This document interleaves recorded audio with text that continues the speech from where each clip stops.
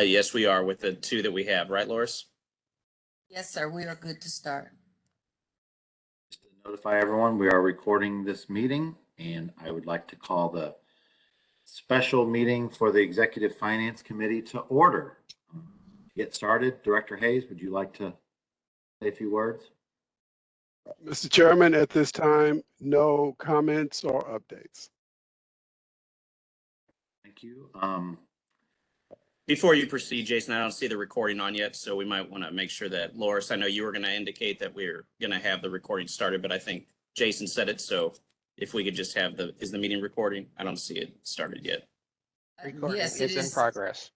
Okay, all right, sorry about that. Thank you, David. It's all right. And for those that doing research 100 years from now, writing a term paper on this meeting, they'll say, gosh, they discussed whether it was recorded or not. But that could be the highlight for us in some history book.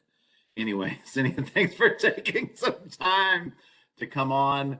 And, this is that required brief to do those budget modifications before July 1. So really, I just want to hand it over to you, Greg, and let me get going what we need to get briefed on. Great. Well, I'll just echo the thanks and appreciation for everyone making the time tonight. Like I said, I don't think this will be a lengthy meeting.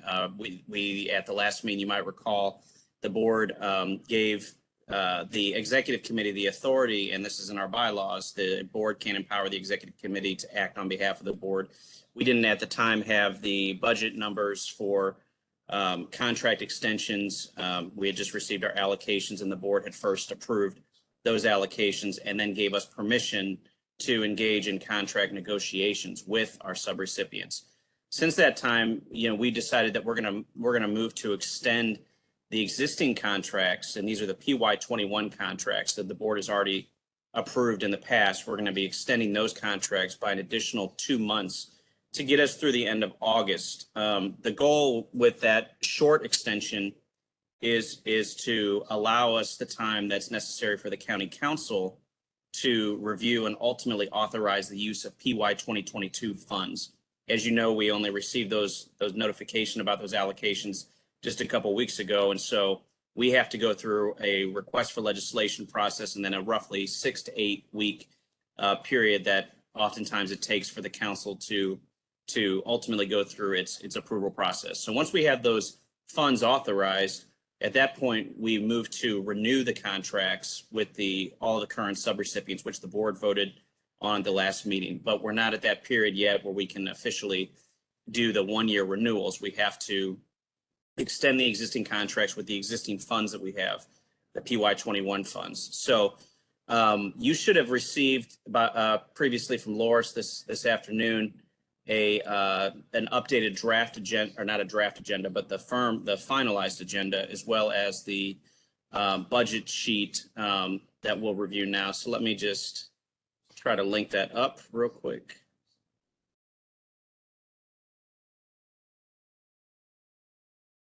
Actually, I need Ethan, if you could give me permission or David, to share the screen. I need to flash up the budget sheet, but I don't currently have that permission. Thank you.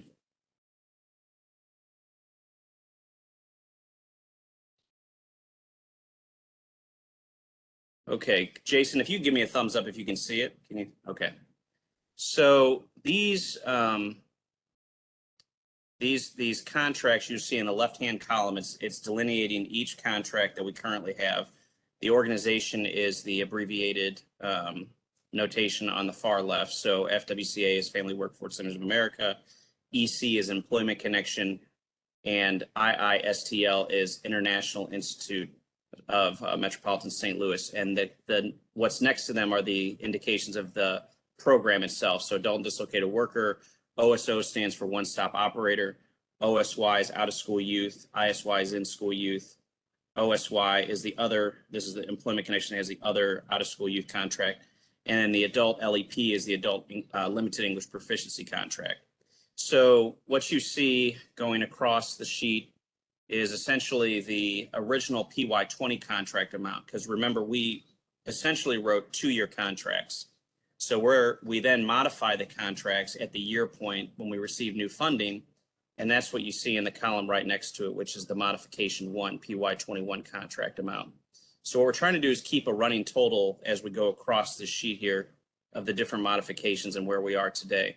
So modification 1, what PY21 contract amount was the modification that we got to at the renewal point, or not the renewal point, but the 1 year point.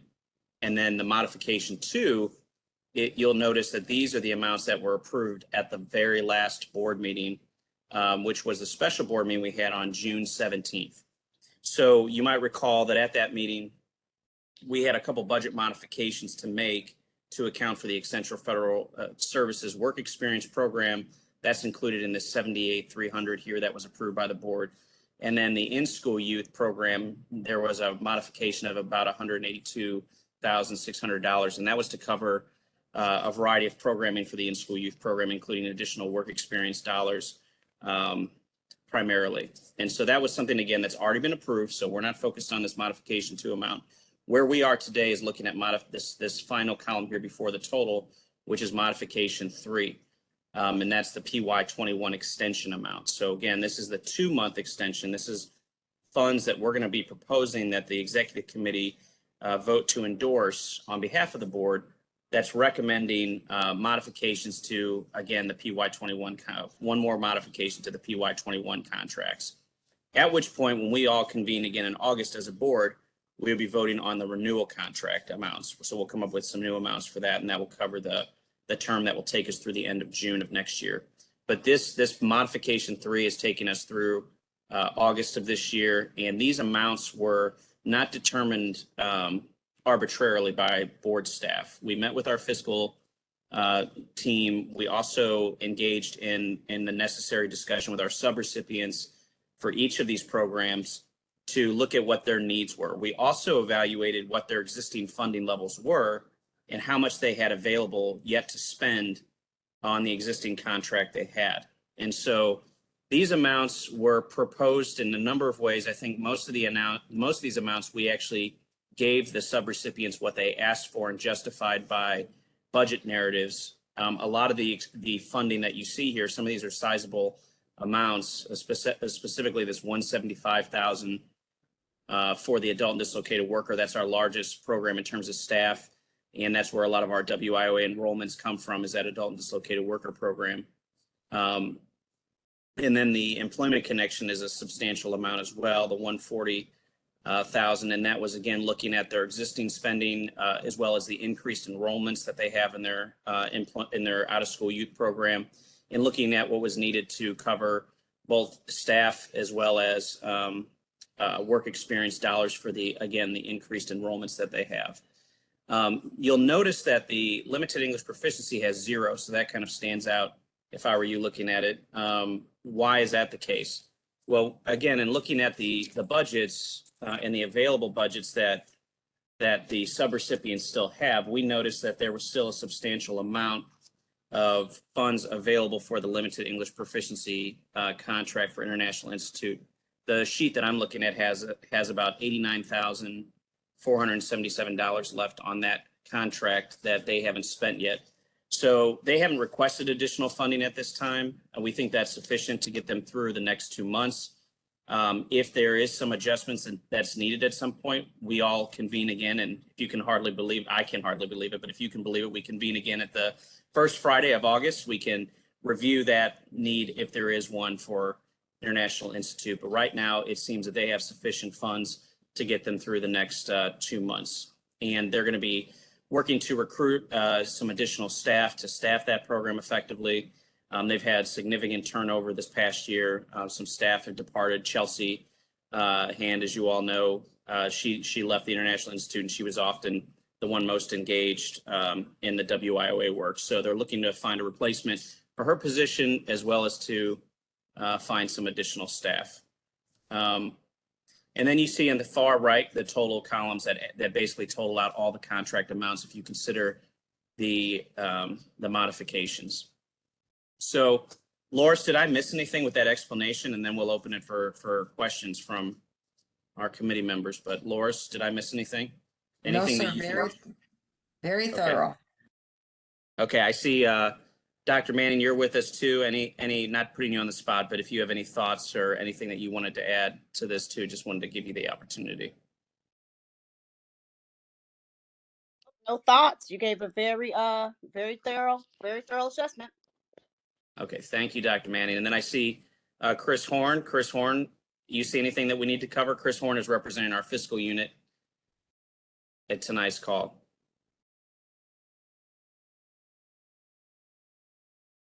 Doesn't seem to have any any comments at this time, but if you do, Chris, feel free to let us know.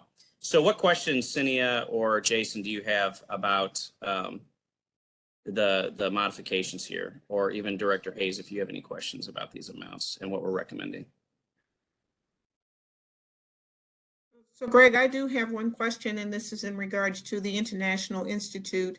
I recognize that they haven't requested any additional funding at this time, but is that something that is initiated by us to inquire about whether they need additional funding, or we wait for them? I heard you say that we may be looking at this early August to approve if they request additional funding.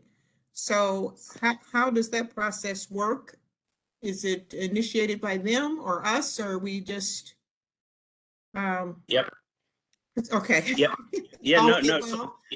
Yeah, so I'll answer your question. So immediately upon approving the opportunity for us to engage in contract negotiations, we set up meetings with International Institute, FWCA, and Employment Connections.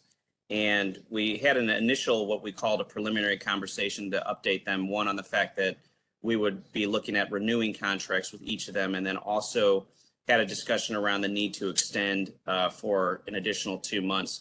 We met with Blake Hamilton at the International Institute, and he's really the one that has the most hands-on role right now with these programs. And in that conversation, he didn't indicate a need for any additional funds, and we noted that we would be looking at their current available budget to determine, what those levels look like, and ultimately coming up with some new award amounts potentially that would meet their needs. We haven't since then followed up with him after that initial conversation. He did not raise any concerns with the existing amounts that they had, and so we felt like it was sufficient to know that they still had 80,000 plus to basically spend over the next 2 months. And given their current expenditure rate by month, it looks like they've been averaging around $7,000 a month. And so that's a sizable portion that ultimately we'll likely have to add to their renewal contract if they don't spend it in the next 2 months. But no, he did not indicate that there's any need for funding. Loris, you were part of that conversation too. Do you recall any other comments related to their budget being further modified? No, the only thing that Blake did note was that they are in the process of looking to hire new staff, and so there might be some increased spending regarding that. But other than that, they haven't hired anyone yet. And like Greg said, they have a pretty substantial portion of their budget still remaining. As a matter of fact, they didn't fully expend their PY 20 budget until I think earlier this year. So they have still a pretty substantial amount to go. Hey, can I give some? Hey, it's Dr. Manning, everyone. Can I give a little background on the issues surrounding the spending with International Institute, and may help answer Shana's question? Sure. We just trained. They got a new staff member, but it's not a Chelsea position. He is a case manager. We had training with him last week, and their issue is that the population that they serve, they're having trouble. Their clients won't give them the information needed for the enrollments. They don't want to give up their income information, things. So they're having real trouble just getting their clients in. So, um, and I'm almost positive Blake is basing his decision on how many staff, to allow and things like that, on how many people they can get in. they're still having trouble with recruitment. So that's been an ongoing issue with them for about a year now. And when they did lose their staff, they lost their staff all at once. They had like 14 members just, and they never could replace them. So they're having some real difficulties. So that's, yeah, almost they won't have any trouble, with their existing budget that they currently have. But we are working on those issues with them. We worked with the guy they hired last week. And so I do believe, by August, they'll have some movement. And Yeah, I'll I just think. Oh, go ahead, go Greg. ahead, I'm sorry. Loris. I No, was no, just go ahead, going to Loris. say that Greg, some of those very issues, Dr. Manning, that you just stated were the issues that Blake cited as well. So I think that you're right in that they are very aware of what their challenges are, and they are coming up with strategies and looking at ways that they can address that. Recruiting clients, recruiting employees. So they're looking at all that kind of stuff. So I think you're absolutely right, Dr. Manning. Absolutely. Thank you. And I'll just add, thank you, Dr. Manning, for those comments, and Loris as well. I'll just add too that, we urge Blake to think about program solutions that will best meet the needs of the clients that we're serving, that also fully leverage what WIOA allows. As you all know, we've been trying some new programs, whether it's incumbent worker training or the adult work experience program that we launched with Accenture Federal Services, and that we're going to look to expand with other partners. These are programs that historically St. Louis County hadn't offered, but that are responsive to the local area needs. And one thing I challenged Blake with was knowing that it's been all over the news that the International Institute is really working to address some of the refugee crisis that we've seen across the world, and then looking at St. Louis as a key welcoming entity for refugees. How do we support the Afghan refugees, for instance, who are now in stable housing, but who still need access to good employment opportunities? And so we talked about the need to really look at what are the needs of the population that you're serving, and then look at how we design enrollment targets, program solutions to meet their needs, because we don't want to just allow them to have the funds and then not expect that there's some kind of turn in the results that our board expects. And as Dr. Manning noted, we're working with their staff to train them and to address some of those issues. But as part of the next phase, when we look at contract renewals, part of that process will include a risk assessment with all of our subrecipients. And that'll be an assessment that we provide to the board and that we provide to this committee that looks at, what are some of the challenges they're facing? And then how do we, as a board, develop some strategies, accountability tools to provide the most support to our subrecipients in improving performance and outcomes? And so we've already teed up that conversation with him, and he acknowledges the need to increase enrollments and to get some staff to really support the programmatic work. But that was a part of our conversation as well.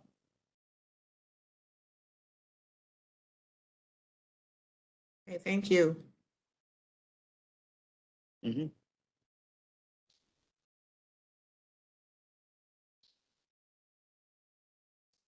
Jason or Howard, do you have any questions? Quick, do you see, so is the legislation already in front of the county council? Will we be done by August? That is, we did confirm just this week that I think, Loris, I don't know if it's actually gone on the official agenda for next Tuesday's meeting. If actually, they're on recess next Tuesday, I believe. Yeah, they're on recess. Isn't it right? They'll reconvene on the 12th. Yeah, that's a good question. So we filed I believe we filed the request for legislation, that paperwork, but whether it won't actually be on the agenda likely for the first time until the 12th of July, unless it's on the agenda tonight. And Loris, can you confirm whether or not if it's on the agenda tonight? I do not know off the top of my head. I did not see it. I did look on the agenda and I did not see it. So I sent a message to Tanisha just to make sure that it had gotten routed that way. I believe it has. I know there was a there was a miscalculation or mistake on it. We corrected that. So I think it went forward, but I don't have a 100% confirmation on that, but I did send an email to Tanisha tonight. So hopefully she'll be able to give me that answer tomorrow.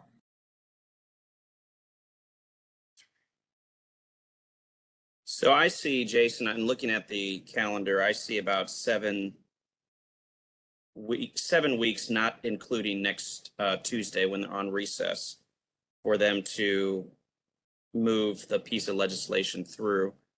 And I think, again, in the past, it's taken 6 to 8 weeks. The other thing that we have at our disposal is the fact that the board is meeting again in August.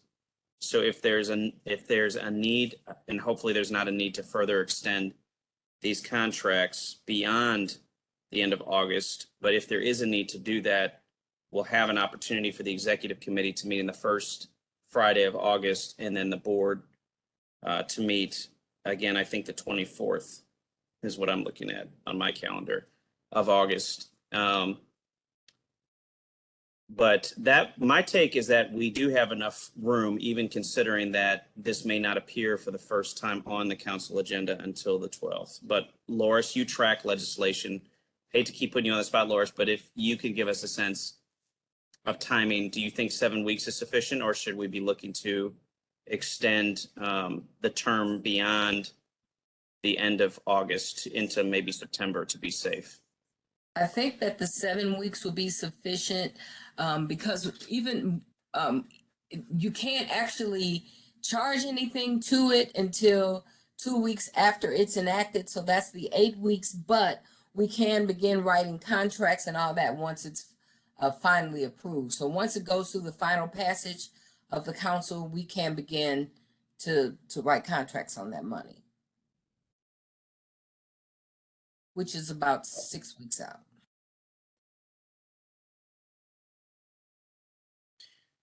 And what we could do, Jason, is if you're uncomfortable, if we're collectively uncomfortable with this, then in terms of the timing, what we could do is still write the contracts.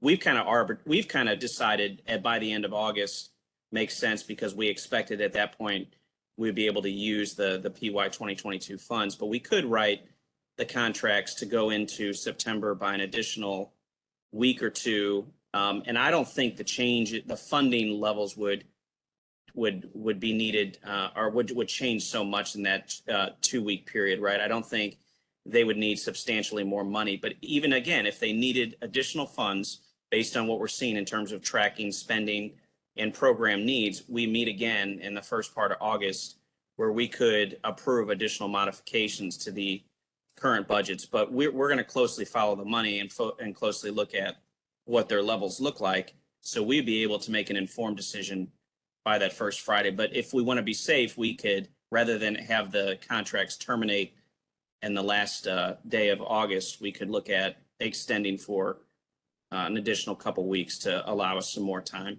to get those renewal contracts in place. I think that should be an option. Yep. Yeah, I think, in August, I was just really more concerned from the whole board perspective is that, once the legislation is once it's finally passed, like Laura says, you still have the 2 week lag from the date that the county executive signs it. So it's like, we still know the numbers for a board to do the appropriate board actions that allows you to put it in, we would have the numbers and it'd be approved through the council is kind of what I was thinking. So we wouldn't have to do another special good board meeting. That's my Right. concern. Yeah, we can start to negotiate contracts or write contracts on that money even before it's enacted. That's what the county counselor's office has told me, that once it reaches final passage, then we can go ahead and draft contracts and all that. They don't actually, we can't encumber any funds until after after the 2 weeks, but up until that point, we can write contracts on it. Okay, thanks.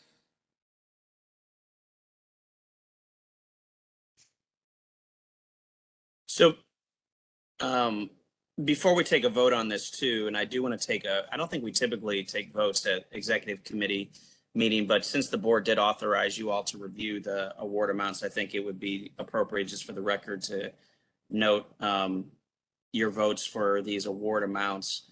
But before we do that, I meant to say when we initially presented these award amounts that there is some variance from what was originally posted with the 24 hour notice that we put out through our public notice page. And that was because we received some budgets from one of our subrecipients only this morning, essentially some budget narrative proposing some of the amounts. So we didn't have time to get the 24-hour posting. Now that is still okay based on our county councilor's opinion that we can have add-ons to our to whatever we presented in our board packet or agenda prior to the meeting, as long as we preface it by noting that for the record and in the meeting minutes of this meeting that we did modify the amount. I think one or two of the amounts on here. Loris, you can probably tell the committee what was actually changed, but I think it was the OSY FWCA. We didn't originally have that 60,000 there. But I don't want to speak out of turn. Loris, can you tell us maybe what the variance was?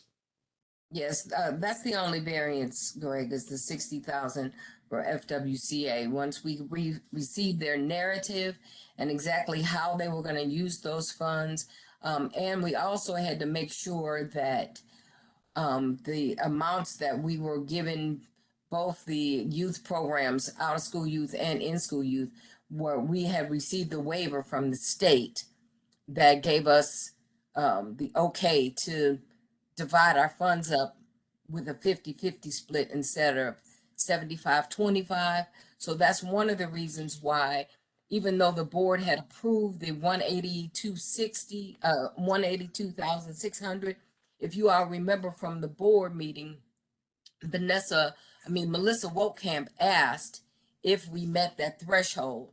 So we had to submit a request for a waiver, and we just received that this morning. So that was another reason that we had to wait and modify the budgets once we received notification. So once we got the information from the subrecipient and the information from the state, then we were able to go forward with the amounts that we have. Right. So again, the only variance, thank you, Loris, and that's a great reminder about that waiver. That waiver, by the way, is in effect through June of 2023. So we have a year to use that waiver. They have some requirements of us to exercise that, and that's really just to provide quarterly updates on how the waiver is being implemented. And we can share some success stories and why that way and how that waiver is having an impact. The waiver is changing, as Loris noted, the expenditure rate from 75% requirement for OSY, 25% for ISY, to 50% for each program, in school youth, 50% for out of school youth. And this allows us to, I think, have some flexibility in designing programs that are responsive to our community. There should be a greater push that our board, I think, has on especially supporting youth that are enrolled in our high schools and helping them with career pathway development opportunities. And we'll be working with our subrecipients on that program. But that waiver allows us some flexibility, so we don't have to spend exactly 50-50, but we have to operate within that framework, right? So we can't stray too far from that. But the idea is that we don't have to spend 75% of our funds on out of school youth, that we have greater flexibility to use more funds to support the in-school youth population as well. But again, as Loris noted, the only change from the public notice that was posted 24 hours in advance of this meeting was that the 60,000 that you see in the modification 3 column on the far right side for FWCA OSY, that 60,000 was not there, so the total changed. And again, that was based on the fact that we received the narratives this morning that we believe, after reviewing them, justified that additional 60,000.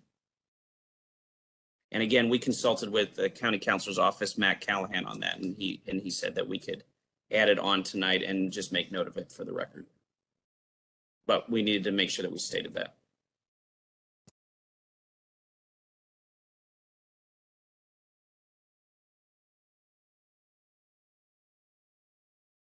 Okay. Okay. So I guess, do we have to say that it's so noted, and do we, what's our next step now? I don't, unless Cindy's got other questions, I don't have any more. I don't have any Yeah. additional questions. I have no questions. So that has been noted for the record, and I would just advise, Mr. Chair, if you want to get a motion from a member of the committee to accept, if you would like to all accept and vote in support of the proposed modifications, you can do that in its entirety, or you can go individual contract, but I'll leave that choice up to you, Mr. Chair. There's no requirement that you Call got to for do a it. motion. We'll see what motion comes from the floor. Okay. I'll poll all the committee members. Can we get a motion? And if whoever gets to make that motion could decide whether we do one vote or many votes. So I move that we accept the modification 3 PY 21 extension with stated notations around the modified amounts. And I would propose that we just approve the total Oh, I'll as second that opposed to motion. going, okay. Thank you. All those in favor say aye. Aye. Any opposed? Okay, have the record show that the committee has approved it. Thank you. And just for the record too, Jason, Cinia said aye, but would you say aye as well? I said aye as well too. We said at the same I time. didn't hear it. I didn't hear it. I just wanted to make sure for the record we had. We tied. an Yeah, we aye tied. vote for I was Jason. waiting for the nays to speak up. But 100 Okay. years from now, just think 100 years from now. What Right. everybody's gonna think. Thanks, Greg, I because need I was to- I getting need to ready to encourage call the him by audience. name. If there's any Right. question, Need to do like a roll Loris call? roll call. That Loris, Yeah. it'll be hard. All right, so we have on the record Cinia and Jason's votes of aye in support of the modification. So thank you both for doing that, and the motion carries, right, Loris? So we are officially approved to go ahead and begin these contracts, these modified extensions for the two months plus some change possibly with our subrecipients. Well, I just got notice from our host that Vanessa Parker Lewis was in the attendee thing, so I asked him to please let her into the meeting. So if we want to see, I'm not sure if she's made it in yet. I'm unmuted now. My apologies for my tardiness. Welcome, thank you, Vanessa. Thank All you. right, Vanessa, welcome. Thanks for joining us. Thank you. So, Vanessa, thank you for joining us. And what we just did prior to you joining us was Cinia and Jason voted to support the modification amounts for extending contracts with our subrecipients for an additional 2 months so that we can get the county council legislation process to authorize us to use the new funding amounts that we'll have available to us with the PY 2022 funds. So we're only extending for a couple months on the existing contracts of PY 21 funds and PY 21 scopes of work for those contracts. With the approval of if you're looking at the screen, Vanessa, you'll see modification 3 column PY 21 extension amount. Those are the amounts. Those are the amounts that we've more or less approved, adding to the existing contracts that they have to get them through those 2 months. And we determine these amounts both by reviewing their current spending levels, their average monthly spending levels, and then also inviting dialogue with each of the subrecipients to get their recommendations to us in terms of what budget they felt they needed to deliver the programs. And so we feel the numbers were determined appropriately, and that they will get us through the next 2 months and provide the services necessary to youth and adults that we serve. So Jason and Cinia just voted in support of those modification amounts. But do you have any questions about that before we move on, or any? I know I just kind of gave you a quick overview. And thanks for asking. I don't have any questions. I was muted, but I could hear the Oh, discussion and I heard the motion as well. I just, okay. the host had to unmute me. I'm joining from my phone, so kind of been strapped and just now able to join. So I did hear that portion though. So thank you though for Okay. tapping it. Okay, great. Well, then can we count you as an An I vote as I, well? Support. Okay. yes, an I. Thank you. Mhm, All right. Thank you. Appreciate that. mhm.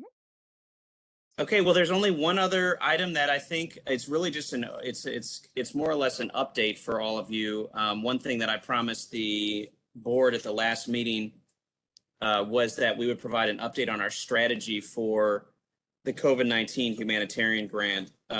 The board voted to allow us to extend participation in that program for an additional year that would run up to June of 2023. But our expenditure rate isn't where we want it to be. It's around 30% of the funds that we currently have for that program.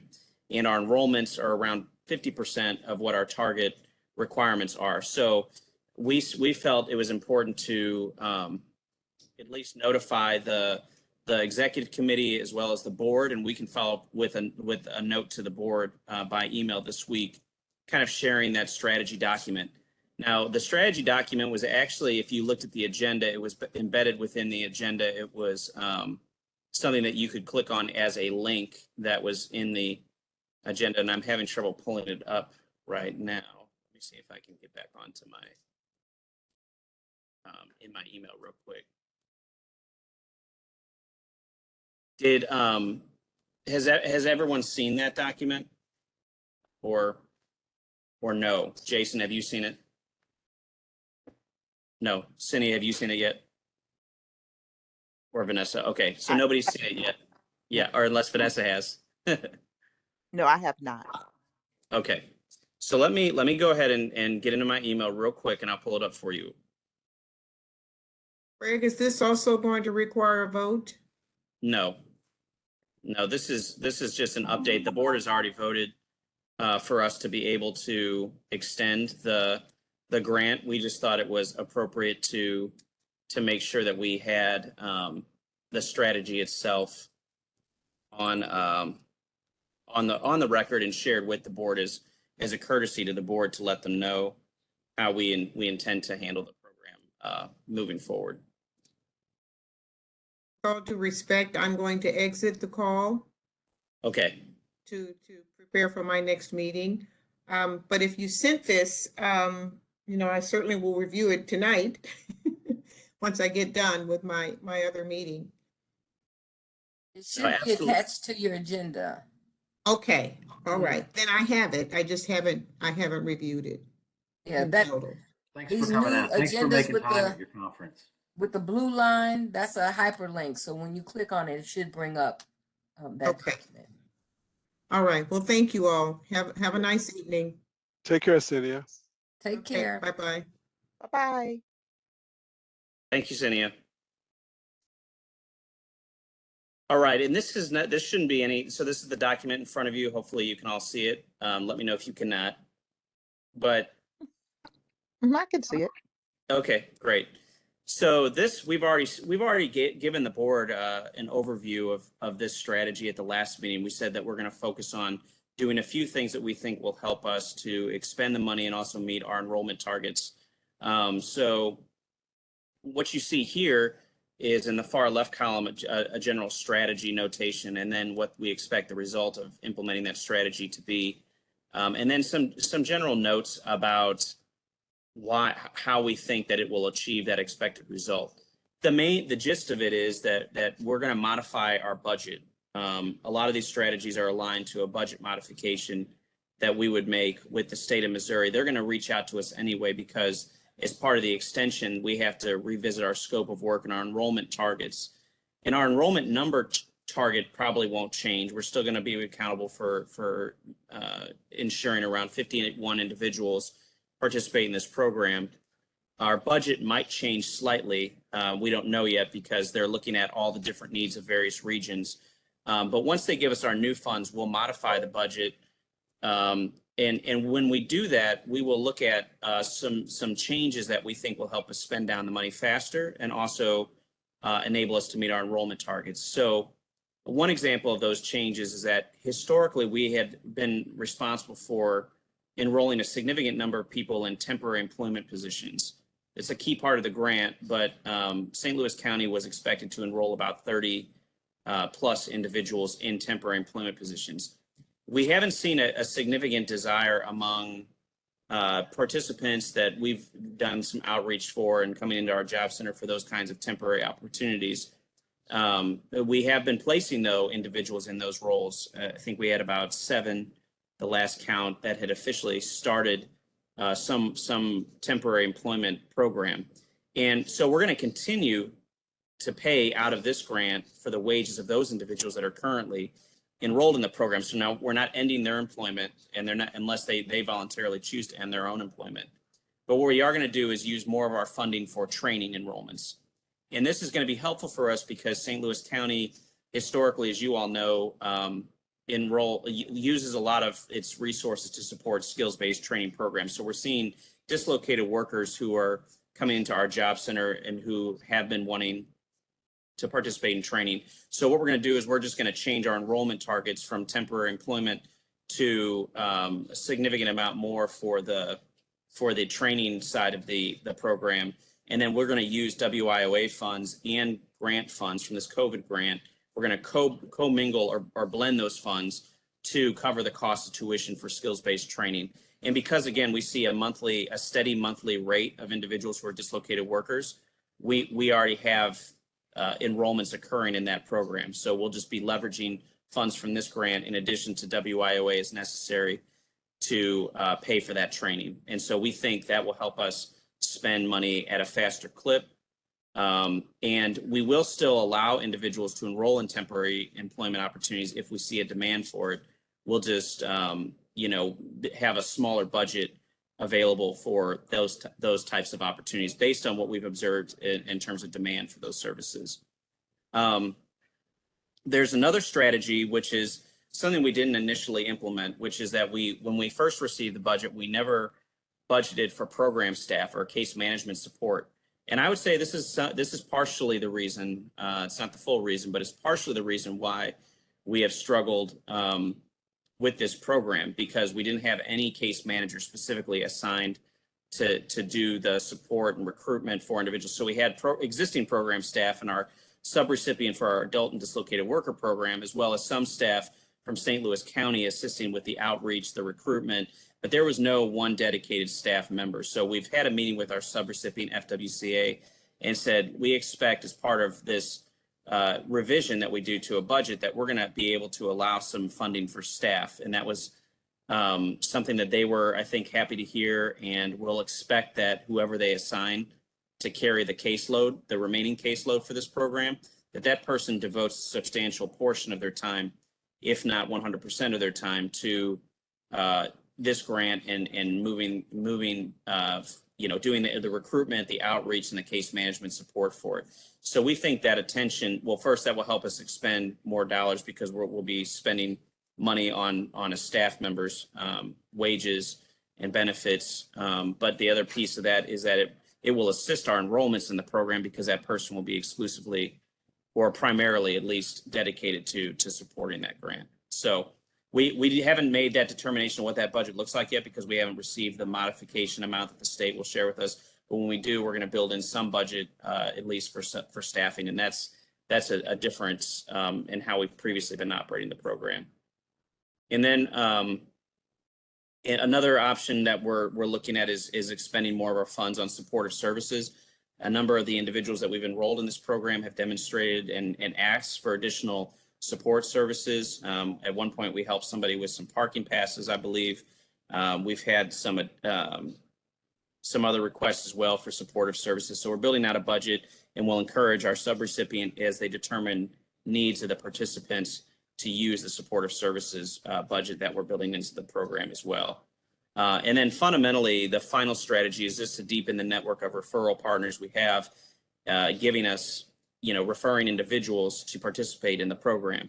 We know that we're best when we rely on our partners, and we have a lot of partners in our community.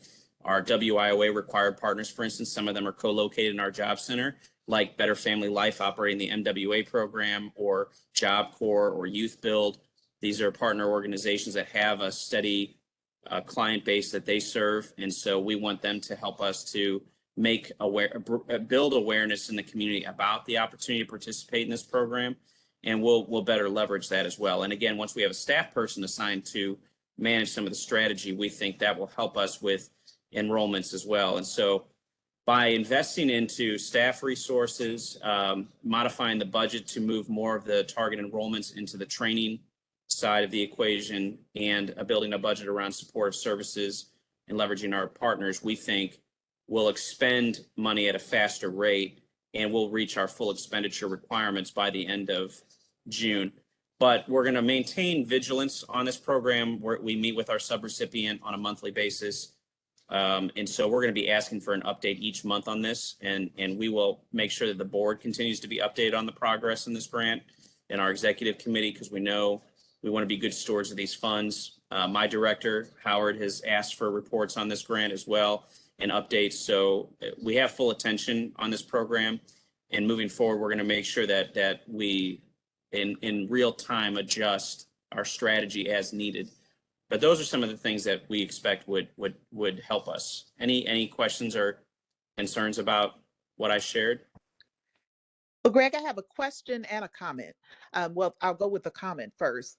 I am just elated to hear that we are going to add a training component, because I think of quality rather than quantity as far as numbers are concerned. And that will really help from a soft skills perspective or skills-based training. I think that's awesome.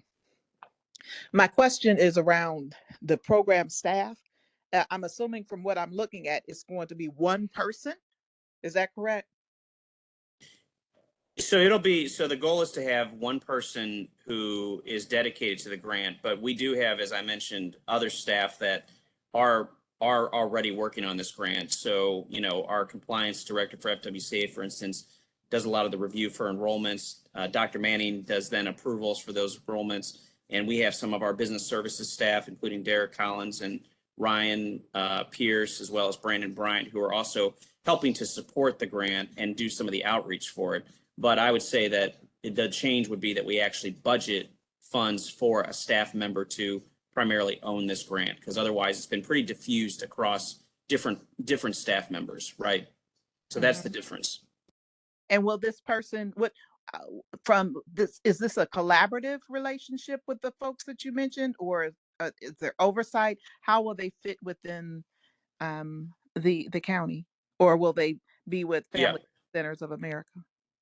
Yeah, they will be a staff member from Family Workforce Centers of America, because we've actually given, so we received this grant, but then we in turn, just like we do with a lot of our other programs, we put the scope of work also on our subrecipient to be responsible for outcomes here. So we are oversight in this capacity to our subrecipient, but we're asking them to, when they hire staff with their modified budgets, to ensure that at least one case manager, at least one program staff, and not their program director, which is currently how it's been managed. Their program director, Kofi, has been the one that's, and Wally have been most engaged on that side. But we're looking at having a case manager, not necessarily a program director, who's managing the work of the grant. Okay, got it. Thank you. Mm-hmm. Members, I want you to know that Greg and Dr. Manning visited with me in my office Monday to go over this strategy. And so my silence equals full support of their plan. Excellent. Thank you. Thank you, Director Hayes. Director, I don't have any questions. I'm glad you're focused on it. That's good to hear. All right. Well, like I said, there's no vote on this, so we really just wanted to share this with you and get any initial thoughts. If you have any recommended additions or changes, I forgot to cover this part, but you all can read it. It's just ways that we're going to monitor progress. So I talked through some of that, making sure that our monthly meetings with our partners, we get updates, that we present progress to our board at a quarterly basis. But you can take a look at this strategy if you have any additional questions. Again, this is linked to in your agenda that you received from Loris earlier today. So if you want to take some time, look at it, have any additional thoughts, recommendations, feel free to share it with me, and I will make sure that by the end of the week, we send this out to the board to notify them that here's what our strategy looks like, that you all have reviewed it and added some thoughts to this as well. But otherwise, we'll just go ahead and send it out if we don't see anything more from all of you. But just wanted to make sure that we followed through on that promise to the board to provide an update on strategy. I think it's an excellent strategy. And I again love the incorporation of additional training. I do. Thank you. Mhm.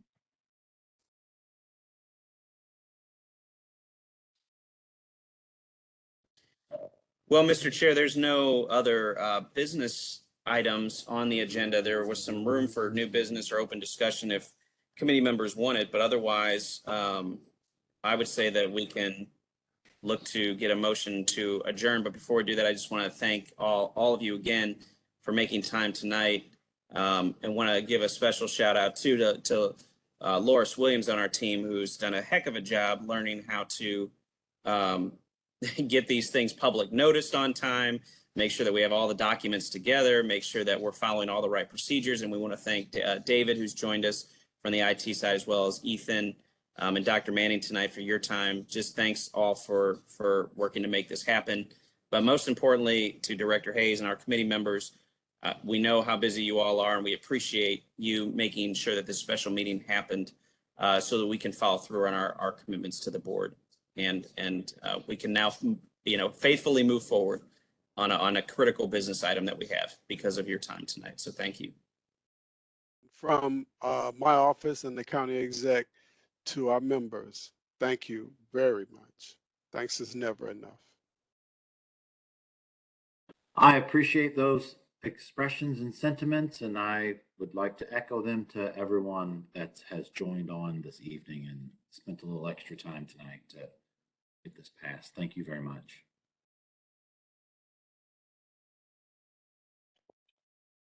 Thanks, everyone. Do we need a motion to adjourn? I make a motion that we adjourn the meeting. Second that motion. We are adjourned. All righty. Have a great evening, everyone. Thank you. Thanks, Vanessa. Good evening, everyone. Thank you. Thanks, everyone. Thanks, David and Ethan.